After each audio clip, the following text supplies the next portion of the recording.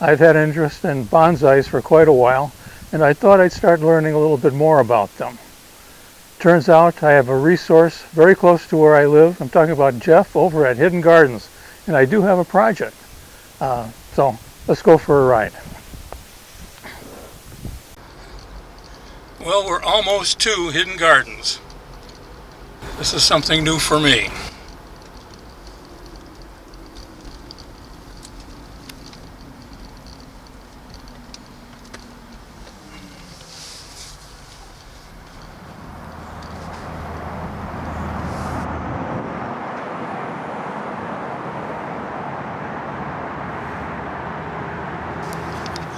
Well, we are here. We were a landscape supply company for over 35 years, and then about a year and a half ago I retired, and now we're doing just bonsai. Okay, where are we now? Oh, I'm sorry, we're in Willowbrook. We're on the south side of I-55 near 83. So, what got you started? Do you say bonsai or bonsai? Bonsai. Bonsai. Hard O. Yes. Okay. So I get started, about 30 years ago. A friend of mine had an outdoor train set, it ran around out in the ground, and he wanted trees and scale with the train.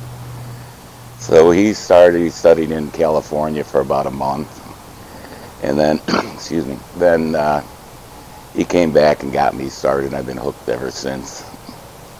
Okay. Yeah, so that's how I got started. One of the things, I've killed quite a number of bonsais, but it's just recently that I realized that they're really outdoor plants. They're not indoor plants. There are some that are indoor, more like ficuses and bougainvilleas and Brazilian rain trees. Those are indoor. They come out of Florida, basically.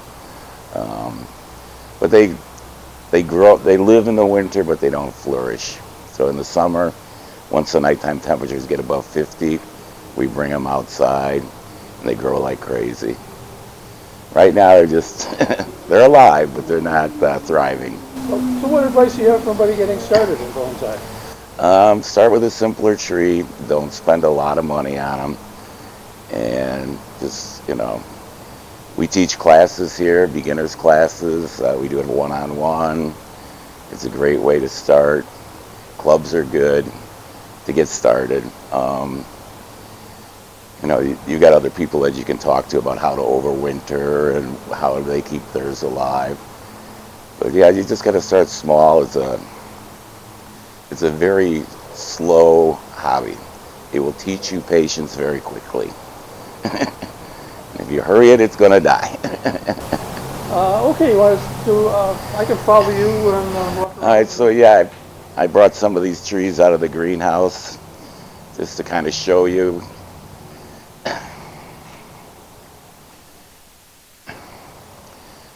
So this is the first one here. This belongs to a customer of mine. I take care of it for the winter for him. This is a yew, just a regular Japanese yew, that about 25 years ago was pulled out of a person's landscape, and it's just been developing over the years. We do a lot of wiring with bonsais.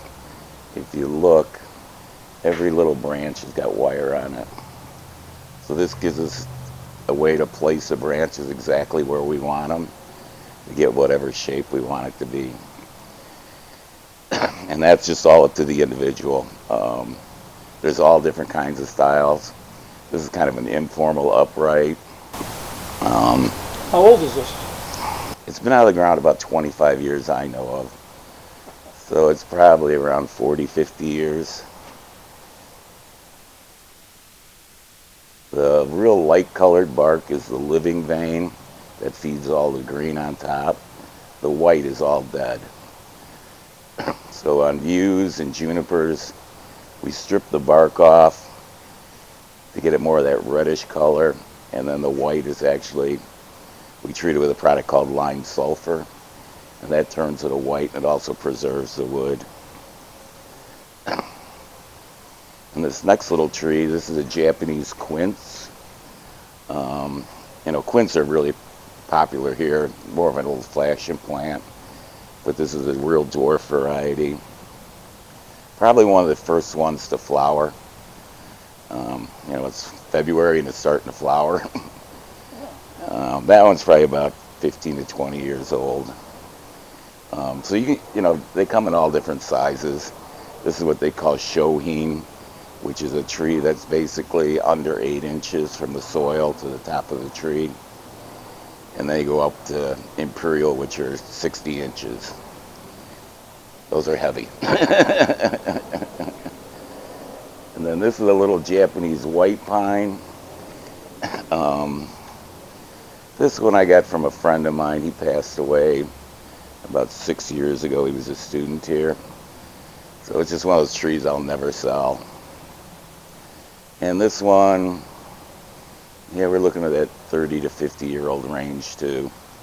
But these are really a high elevation plant, so they don't need any protection in the winter.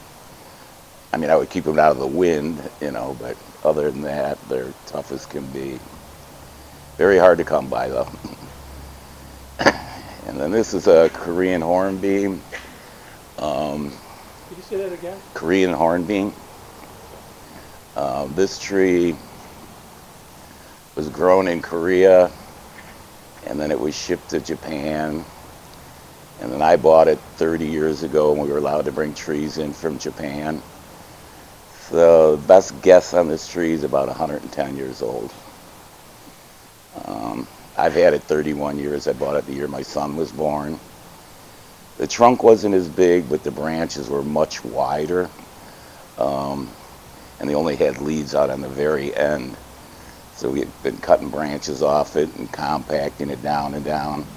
And now we got, these will be new leaves all the way inside. Like I say, it's a slow process. And then, let's see, the next one is a Hinoki cypress. This one actually came in here as a nursery stock about 6 years ago. We've been working on it for a customer for 5 of those 6 years at least. So, this one here was probably a $140 tree when he got it, but it's progressing very nicely.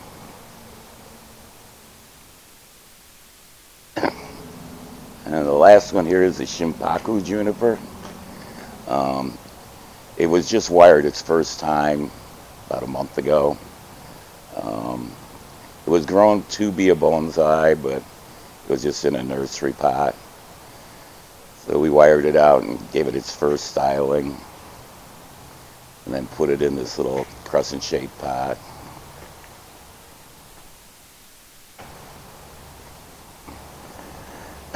But yeah, this is a semi-cascade tree, which means the bottom branch is approximately even with the bottom of the pot. If it was a full cascade, these branches would come down to somewhere in here. That's just another style. You have any questions? When I get home, I have all kinds of... Oh, this is where we do a lot of work, and it was a pretty busy weekend. So we were wiring trees. We started repotting trees. Tools, if you want just guide us what everything is. So this is copper wire. It's annealed, so it's high fired. When we put it on the tree, it's pretty soft to go on, but once it's on a tree, it gets very rigid. The molecules change when you wire it. So we use this on all conifers, the copper. Deciduous trees, we use aluminum wire. It's not as rough. You do have to use a bigger size wire to hold the branch in the place where you want. Whereas copper, you go with a much thinner wire.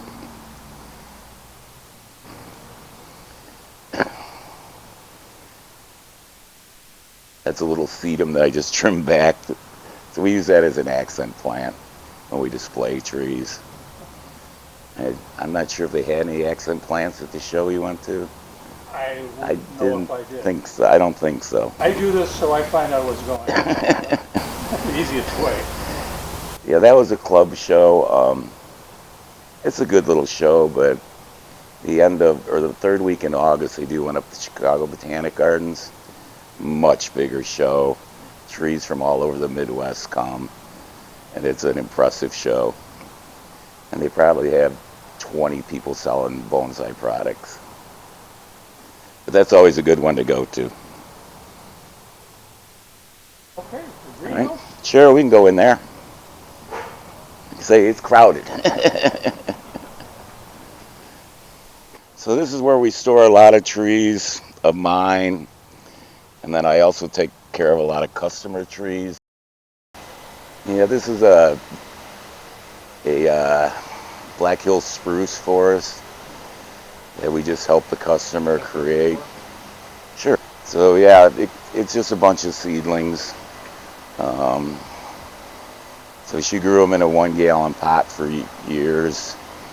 And then 2 years ago, I found this slate slab. And we put it on there, I think 2 years ago, a year and a half ago now. It looks pretty good. It looks like Christmas in here.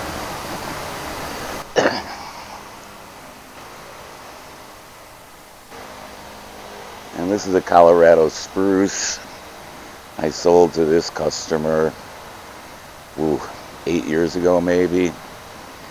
And we just restyled it this fall. It was just getting out of line. So we did that. And I think next spring we're going to put it in a different slab. That's kind of the plan. What's that weigh right now?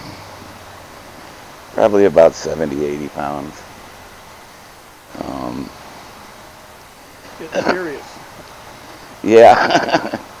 Yeah, some of these trees are definitely two-men trees.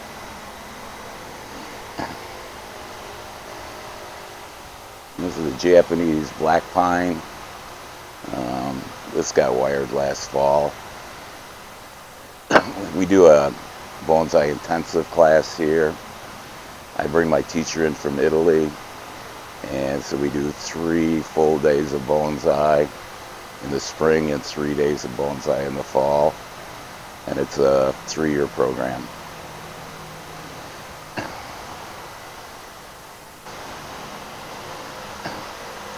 This is a limber pine.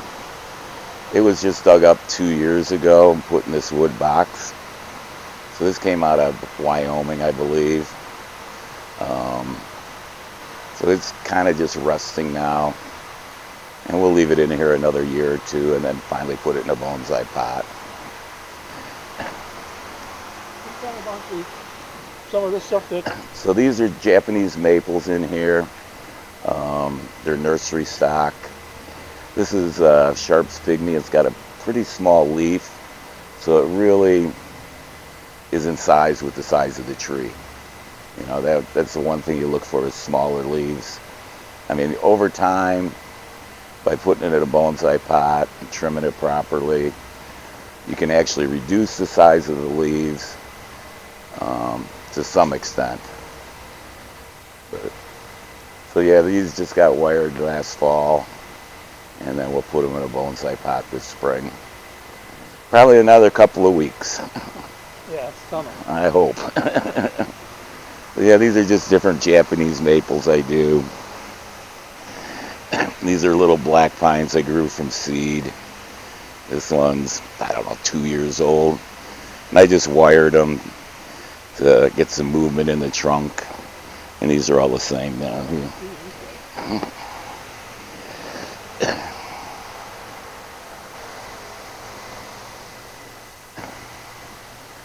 This is a ponderosa pine we collected this fall in Colorado. This one was collected about 9,000 feet up in the mountains. And then we brought it down and brought it home and built a box for it and put it in pumice. Pumice is that white kind of gravel stuff there. It holds a lot of moisture and it helps the tree really put on a lot of roots.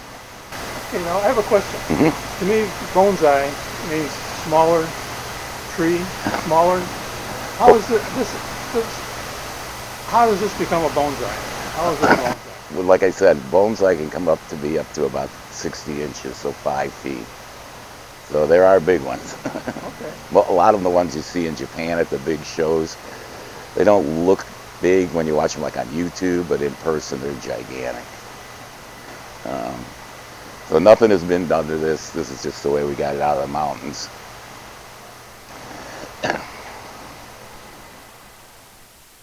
This is a little Korean lilac we dug out of a lady's yard a few years ago, and we're just starting to work on it. But it'll be filled with purple flowers this spring.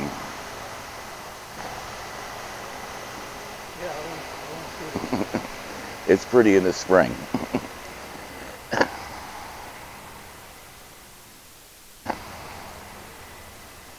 And this is another Rocky Mountain juniper that came out of Colorado, or I'm sorry, Wyoming. And it was styled last fall. I brought in a teacher from Colorado, and he styled it for me. Explain this. So this is the tree was laying completely parallel, and we want to make a cascade out of it. So this box is it's temporary.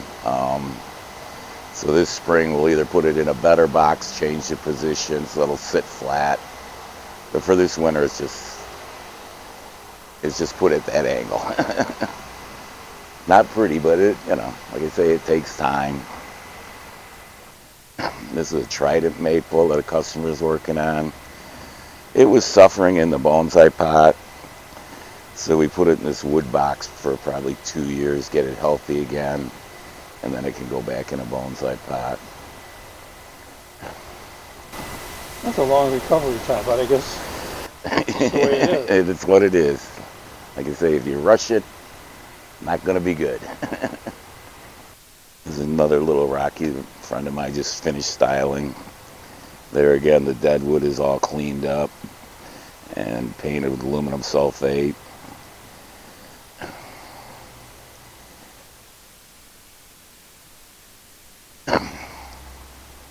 And here's a few more trees we collected up in the mountains. There's a lot of character in this tree, but it's going to take a few years before we can get it into a somewhat of a bonsai. But What would be the first? It's not going to look too much different than this 2 years from now. no. What would be the first thing you do?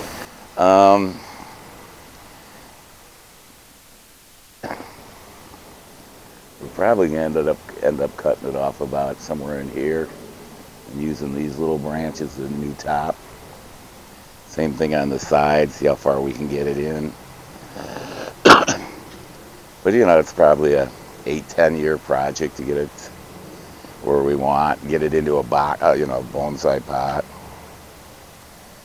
But yeah, that thing's heavy. It wasn't easy getting it in the door of the greenhouse. Heavy. And this is another one we collected up there. These are all collected with permits, so it's perfectly legal. It never occurred to me that it would be illegal, unless it's from somebody's yard. No, these come out of the national forest, and so you got to apply at the ranger station, and it takes a month or so to get permits. And you're only allowed so many trees. Yeah, but pretty much what's down here is all what we collected. Some of the smaller ones.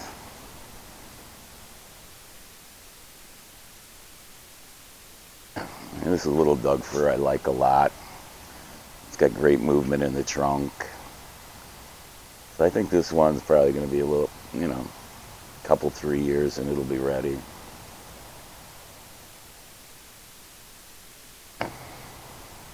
Like all this is just natural.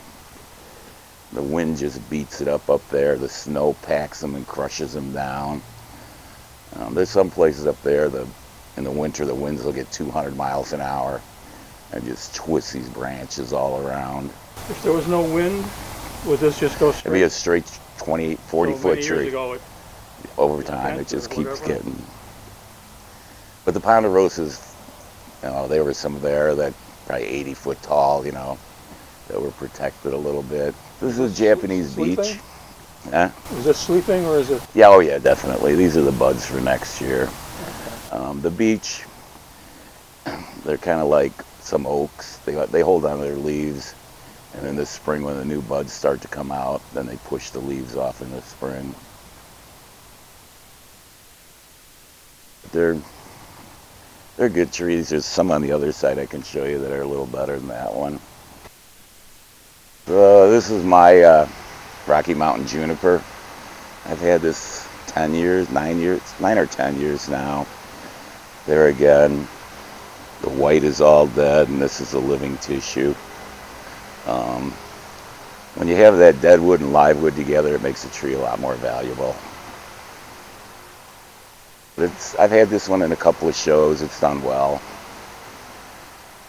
And then this one here is a Sierra juniper. It was styled out last spring. The roots were all the way on the outside of the tree, so we put it in the box. We're going to try to grow roots down underneath the base of the tree, so eventually it can go in a bonsai pot. It'll take years, but you're not, And this is a Colorado spruce. This one's going to be worked on this spring. You can see the buds. Things healthy as can be now. So, but I don't know how old my Rocky Mountain's probably 400 to 500 years old. They've been around a long time, a lot of these trees. So, this one, it's not such a great tree. Maybe this side will be okay. So what we do is it's called air layering. So we actually take a razor blade and strip like an inch all the way around the tree of the bark off, and then scrape all the phloem off. So we're down to just the cambium layer. And then we pack it with moss. And probably by this spring it'll have roots. We'll go in and we'll cut it off and make a new tree out of that one. And these are just some trident maples that were dug up in Tennessee, and we're just starting to work on them. They got a long ways to go. They got a long ways to go. But they're good trees. I like tridents a lot. It's another Rocky we styled about a month ago. That tree there is actually probably 500 years old. So, the tree dies on one side, and the live vein moves in, dies again, the live vein moves it out. That's where you get that fan shape. So it's an old tree. And this one's due to go in a bonsai pot this spring. These are just little starter junipers. Something like this is tremendous for a beginner. It's. I killed a number of those. They're really small. Yeah. That's the kind they sell at Costco or Sam's Club. You might have been dead when you got them. Well, it looked a lot better after I had it for a while. But yeah, they do take a lot more water than most of the other junipers. Like those ponderosas I showed you that we collected in Colorado. I have not watered those trees since September. Not once. They take a lot of moisture in from their foliage, so I will water the needles down. But other than that, this spring I'll start watering slowly. Yeah, these are Satsuki azaleas. It's a variety from Japan. They're going to flower pink, and they always flower in June. But these are just little cuttings. I've got one. Do you? I bought it in September and it's still alive. Where'd you get it? I bought it off the internet. Oh, okay. Yeah, they're. I had trouble years ago growing azaleas, but I think I figured it out now, so I'll be doing a Mine's lot more. on a basement windowsill. It's about constant 60, It should and I be have a fine. grow light, It and I should be water it fine. every 3 days. There you go. And If it's happy, you're doing it right. This is another azalea. The leaves fall off, but the new ones are on. There's buds for flowers all over the place. the trouble I had with azalea is it doesn't have leaves that wilt. They No. don't wilt, they die. They die. They don't give you any warning. Nope. This is a cool little plant. This is a blue atlas cedar. They're not really hardy for us here. That's why it's in here. You get them down in southern Illinois and they're fine, but Chicago can be a little iffy. It's a tragedy. Oh, no, that's perfectly alive. It's a bald cypress, and they lose all their needles in the winter, and then they put them back on. It's Glad I asked. it's one of the few conifers that drop their needles. Bald cypress, dawn redwoods, um, pond cypress. They all drop their needles, but they're fine. You'll see these growing down in Florida Everglades. I've got some planted around here, so they're hardy here, but but they do lose all their leaves.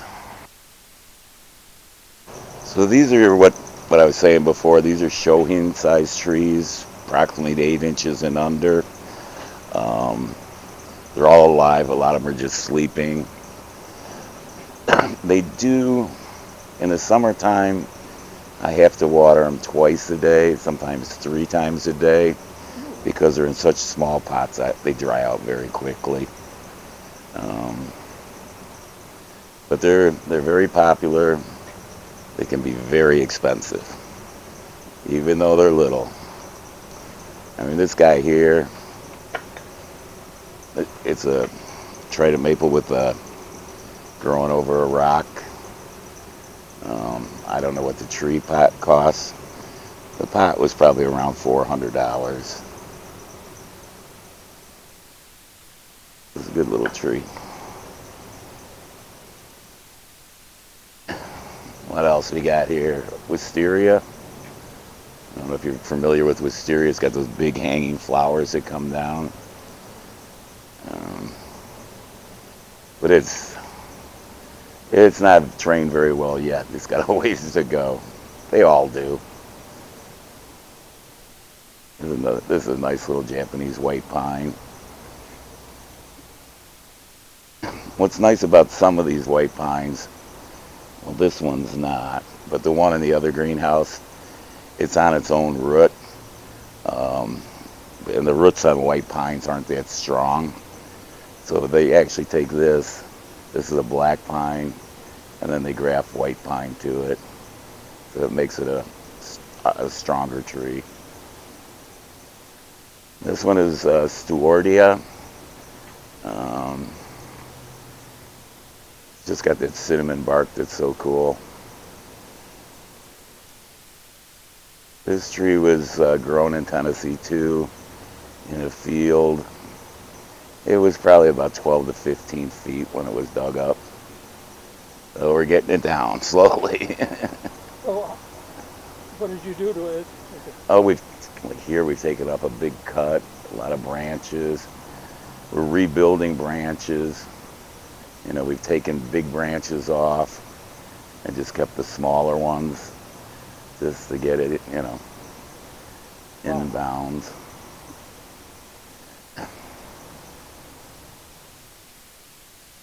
Here's another Stewardia that got wired out last fall. There again, it was a large tree. It's hard to see, but up here is where the top was cut off. And this was just a little tiny branch that we're training to have a new apex.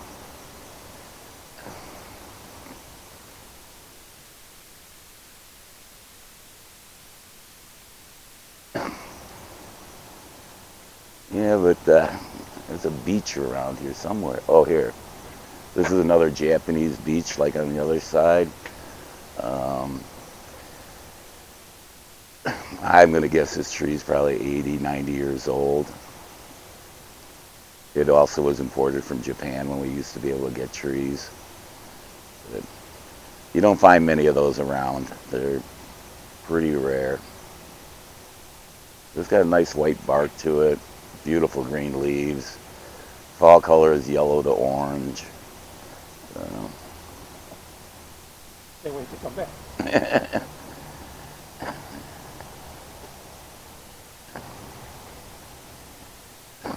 Yeah, this is another trident maple. Um, Old tree, been worked on a long time. Mark that helps me here. He takes care of these trees for the customer every week. He goes to their house every week and works on them. So he spends a lot of time with them. He devotes a full day to them.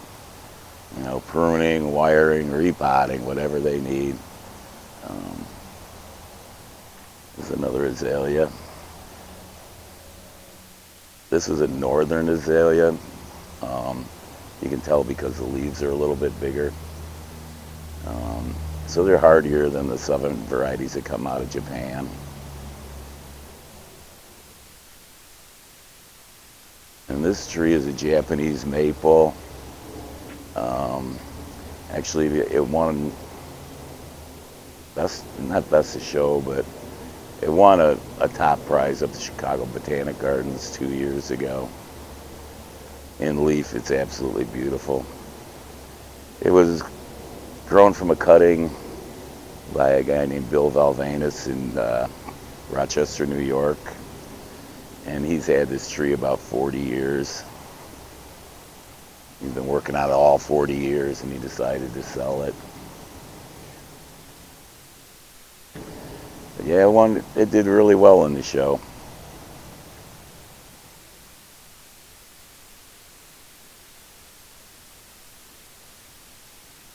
These are more Colorado spruce.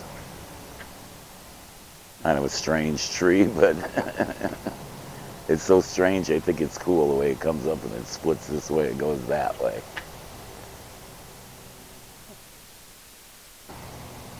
He changed his mind a couple of times.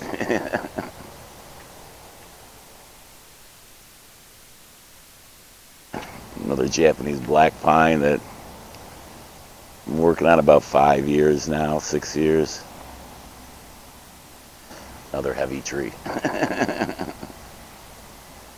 And these are white cedars. They come from way up in Michigan into Canada, and they're actually grown in bogs. That's where they collect them out of. So they like a lot of water. I water these trees more than I water anything else. So they're in a soil. It's called, turfus. It holds a lot of water. We don't use it on any other tree.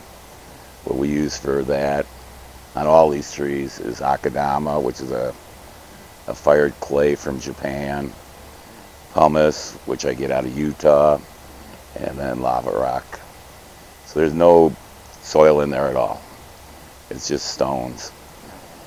And what that does is when you water, it sucks the air down to the bottom of the roots because it's drained so fast. And the more air you get down to the bottom of the roots, the faster and the healthier the tree grows. This one is just from where it comes from, you know. They spend most of the year underwater, and then they dry out in the summer.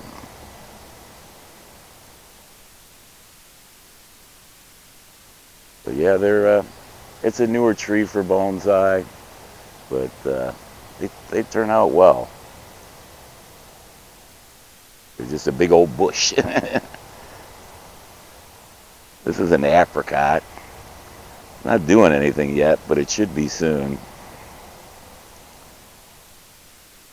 Yeah, it's still pliable. So yeah, it should start growing pretty soon here. This is a American hornbeam collected down in Missouri.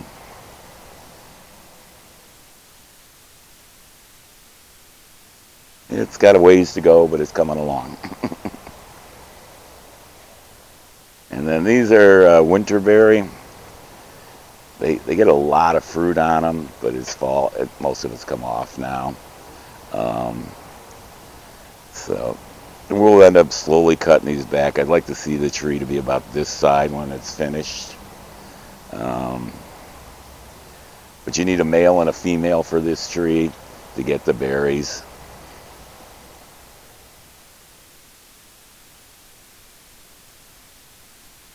And it's a nice Doug fir there that that I've taken care of for a customer. It's growing well. I'm happy, ready for styling. But I think we covered about everything. Probably. Well, not all of this will get used. Some of it No, I'm sure. Hit the cutting floor, huh? Actually, this is a little white birch too. You don't see many of these around. It was probably collected in Wisconsin. But, you know, the birch, I don't know, like birch in your, I don't know if you have one in your yard, but they're constantly dropping branches. That's why it's kind of hard to grow as a bonsai, but this one's been doing pretty good. Is there anything that you haven't covered or you haven't covered that you'd like to finish this on? Like I say, it's good to join a club. There's 2 clubs in Chicago area. There's a Midwest Bonsai Society that meets at the Botanic Gardens, and then there's a Prairie State one that meets out at COD. It's a really good place to start. Our classes are basic one-on-one beginners class. We cover a lot of territory. We spend a lot of time teaching wiring because there's a proper way to do it and an improper way. So we do spend a lot of time on that. In the beginners class, we talk about overwintering, fertilizing, repotting, pretty much everything you need to know. You just got to retain it. Thanks for talking to us, Jeff. All right, thank you. Thank you.